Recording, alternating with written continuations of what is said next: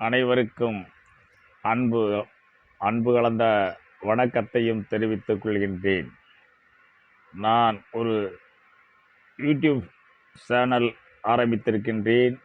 எனவே அதற்கு உங்களுடைய பேரு ஆதரவையும் பெரும் வரவேற்பையும் நம்புகின்றேன். எனக்கு வாட்ஸ்அப் குரூப்பிலே நிறைய நண்பர்கள் இருந்தார்கள்.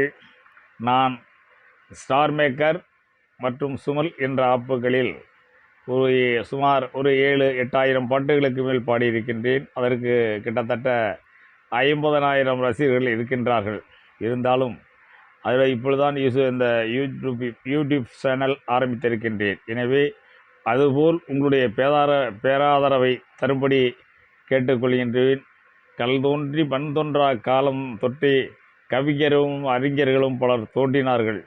திரைப்படங்களிலும் நிறைய பாடல்களை பாடினார்கள். அதை நான் பொழுதுபோக்காக இப்பொழுது பாடிக்கொண்டிருக்கின்றேன்.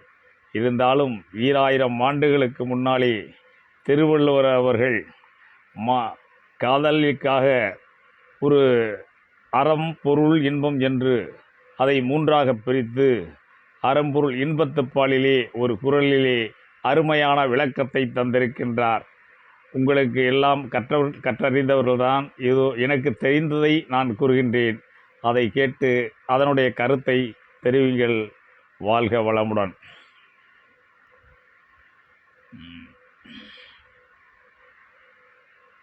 அனிச்ச மலரும் அன்னத்தின் தூவியும் மாதரடிக்கு நெருஞ்சிப்புறம் என்றார் வள்ளுவர். அனிச்ச மலர் என்பது மலர்களிலே மிகவும் மென்மையான மலர். நுகர்ந்து பார்த்தாலே வாடக்கூடிய தன்மையுடையது. அந்த மலரையும் அன்னப்பறவையினுடைய தோகையும் விரித்து வானிலே இருந்து இறங்கி வருகின்ற அந்த தேவதைக்கு அதில் நடந்து வரச் சொன்னால் அந்த அனிச்ச மலரும் அன்னப்பறவையினுடைய தோகையும் நெருஞ்சி முட்கள் போல் தோன்றியது என்று வள்ளுவன் கூறியிருக்கின்றான். அப்படி என்றால் அவருடைய பாதங்கள் எப்பேற்பட்டதாக இருக்கும் என்பதை வள்ளுவர் அன்றே கணித்திருக்கின்றார். அதைத்தான் இன்று திரைப்படங்களிலே பாடல்களாக எடுத்து எத்தனையோ பாடல்களிலே வள்ளுவருடைய குரல் வருகின்ற அந்த இன்பத்துப்பாலிலே வருகின்ற கருத்துக்களைத்தான் அவர்கள் பிரித்து பாடல்களாக தொகுத்து வெளியிட்டு கொண்டிருக்கின்றார்கள்.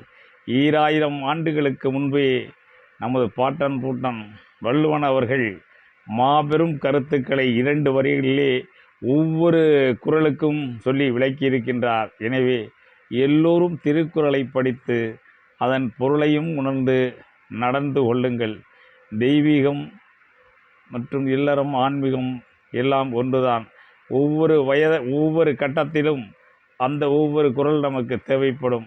அதன்படி வாழ்க்கையிலே நாம் வாழ்க்கையை கடைப்பிடித்தால் வாழ்க்கையில் உயர்ந்த அடையலாம் என்று கூறி விடைபெறுகின்றேன். நன்றி கலந்த வணக்கம்.